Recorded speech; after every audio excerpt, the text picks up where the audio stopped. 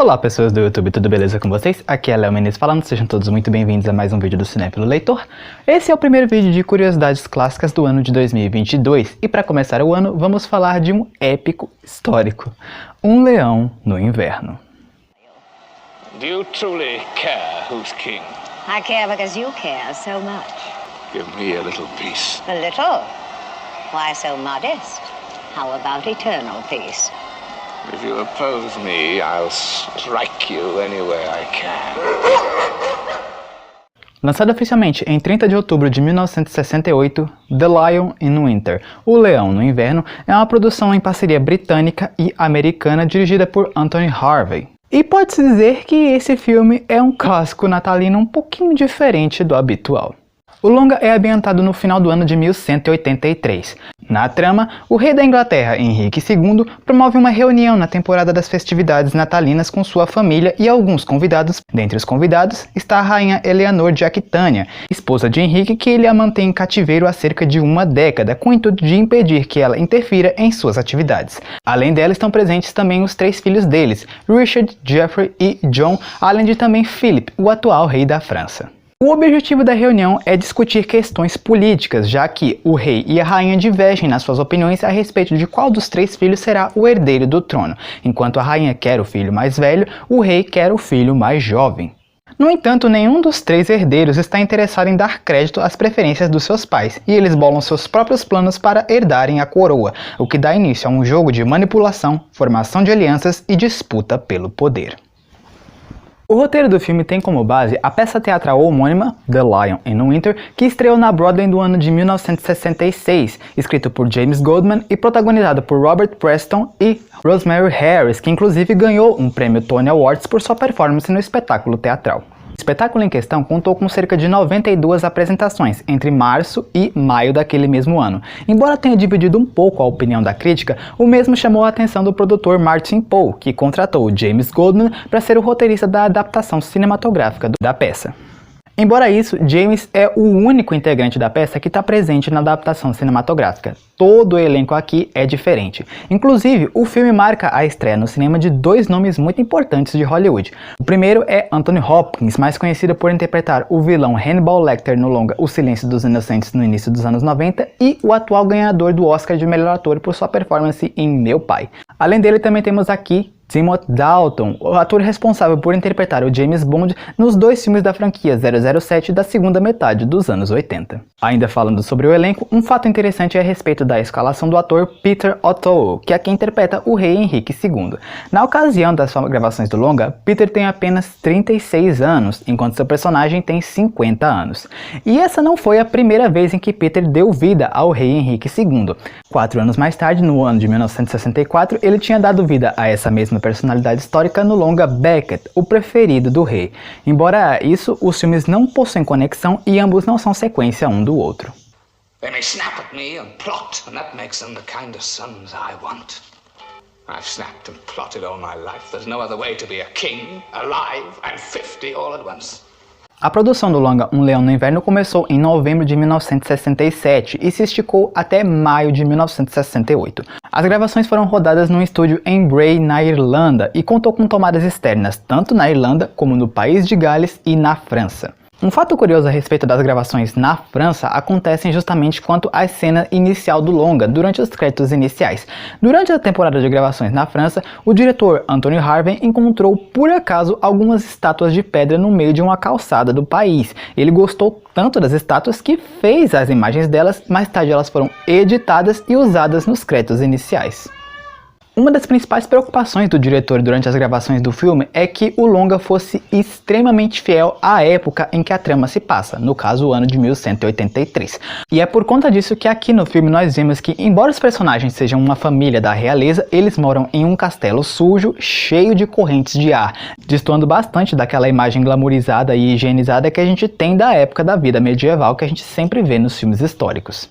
Além disso, para ajudar na construção dessa imagem, os atores sempre vestiam os trajes e figurinos de seus personagens várias horas antes de começarem a gravar, colaborando assim para que os figurinos sempre tivessem uma estética bem desgastada. Porém, embora essa preocupação do diretor quanto à fidelidade da época em que o filme se passa, toda a trama de Um Leão no Inverno é ficção. Assim, claro que o pano de fundo da história e os destinos dos personagens aqui são precisamente históricos, mas toda a trama do conflito familiar é ficção.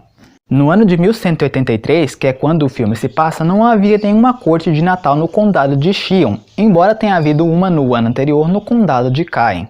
No filme nós vemos que o rei Henrique II tem uma relação amorosa profunda com Lais, a meia-irmã do rei da França, que é a prometida em casamento ao seu filho mais velho Richard.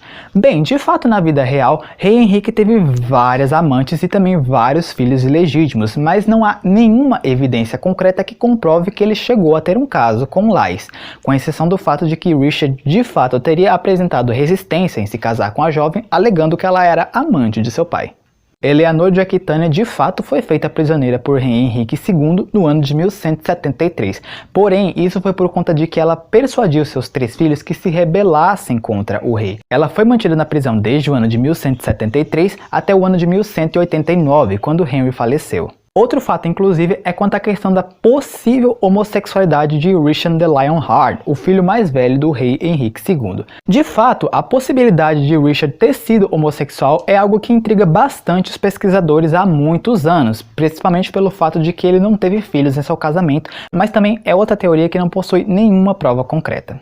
Mas, na minha humilde opinião, tem uma coisa nesse filme que chama muito mais a atenção do que a trama, os diálogos afiados ou até mesmo a estética e os figurinos. A performance arrebatadora de Katharine Hepburn como Eleanor de Aquitânia. As gravações de Um Leão no Inverno foram descritas por Katharine Hepburn como uma experiência fascinante, e esse papel foi de fato um que ela se entregou de corpo e alma. Katharine era uma figura presente e autoritária nos bastidores do filme, tanto que foi ela que sugeriu a cor vermelha para os trajes de sua personagem, a rainha Eleanor de Aquitânia, porque ela pensava que como a personagem dela era uma mulher que gostava de viajar na época em que estava livre, fazia sentido que ela tivesse roupas de cores chamativas. Constantemente, Katharine Hepburn chegava a dar bronca em seus colegas de cena, tanto em Peter O'Toole como em Anthony Hopkins, por os dois chegarem bêbados ou de ressaca para gravar o filme. Embora não só Peter, como o resto do elenco descrevesse Katharine como uma figura impressionante e assustadora, ela descrevia o próprio Peter como um homem divertido que ela considerava um ótimo amigo e que ele era tudo o que ela estava precisando naquele momento. For these 10 years you've lived with everything I've lost and loved another woman through it all. And I am cruel. I could peel you like a pear and God himself would call it justice. Em contrapartida a tudo isso, o diretor, Anthony Harvey, descrevia Katharine como visualmente vulnerável durante a maior parte do tempo. Provavelmente esse contraste de personalidade e essa dedicação intensa de Katharine Hepburn ao filme aconteceu porque O Leão no Inverno foi o primeiro projeto dela após o falecimento de Spencer Tracy, seu amigo de longa data que faleceu no ano de 1967. Os dois eram amigos há mais de 26 anos e ele morreu poucos dias após as filmagens de Adivinhe Quem Vem para o Jantar, o 9º filme em que eles trabalharam juntos. Henry, I'm against the wall. To be a prisoner, to be bricked in, when you've known the world. I'll never know how I survived. Terminadas as filmagens, o longa estreou nos cinemas e de cara ele chegou causando. O filme dividiu um pouco as opiniões entre a crítica, porque de um lado o longa foi elogiado pela sua representação da Idade Média e o desempenho competente tanto do elenco quanto da direção, mas ao mesmo tempo ele foi criticado em alguns pontos, como por exemplo a sua carga dramática elevada, e inclusive chegaram até a acusar o filme a ser uma cópia do longa A Caldeira do Diabo de 1957. Além disso, o longa também foi um grande sucesso comercial. Ele teve um orçamento de cerca de 4 milhões de dólares, faturando uma bilheteria de mais de 6 milhões de dólares apenas nos Estados Unidos e mais de 28 milhões de dólares no mundo todo. E é claro que o filme também foi reconhecido pelas premiações, faturando 7 indicações ao Oscar daquele ano e levando para casa 3 prêmios: Melhor Atriz, Melhor Roteiro Adaptado e Melhor Trilha Sonora Original. Vale a pena mencionar que a vitória de Katharine Hepburn no Oscar desse filme foi pra lá de histórica por 3 razões. A primeira, já pela sua indicação, já que O Leão no Inverno foi o 11º trabalho de Katharine indicado ao Oscar. Assim ela bateu o recorde de atriz mais indicada ao Oscar até então, superando a Bette Davis, que tinha 10 indicações. A segunda foi a sua vitória, porque foi o seu terceiro Oscar e assim ela se tornou a primeira atriz da história a vencer 3 Oscars. E também porque naquele ano, pela primeira vez na história, houve um empate na categoria do Oscar de melhor atriz e 2 atrizes foram premiadas, a Catherine e Barbara Streisand por sua performance em Garota Genial. Além do Oscar, o filme também recebeu 2 prêmios Globo de Ouro, melhor filme de drama e melhor ator para Peter O'Toole. O longa chegou a receber um remake no ano de 2003, produzido pelo canal de TV Showtime, que aqui no Brasil ganhou o título de Bárbaros e Traidores, contando novamente com o roteiro de James Golden, protagonizado por Patrick Stewart e Glenn Close, e ganhou um Globo de Ouro por sua atuação. O Leão no Inverno chegou a ser nomeado para a lista dos 100 maiores filmes da história de Hollywood pelo Instituto Americano de Cinema, porém acabou não recebendo votos suficientes para entrar na lista. No entanto, no ano 2000, ele ainda foi preservado pelo Academy Film Archive. Então foi isso, pessoas, eu espero que tenham gostado do vídeo. Se vocês gostaram, já sabem, deixa o like aí embaixo, se inscreve no canal se você não for inscrito, já que se você gosta de conteúdo sobre cinema antigo, me segue nas minhas redes sociais, tem um link de cada uma delas aí na descrição. Compartilhe esse vídeo com todos os seus amigos cinéfilos e foi isso. Valeu, falou!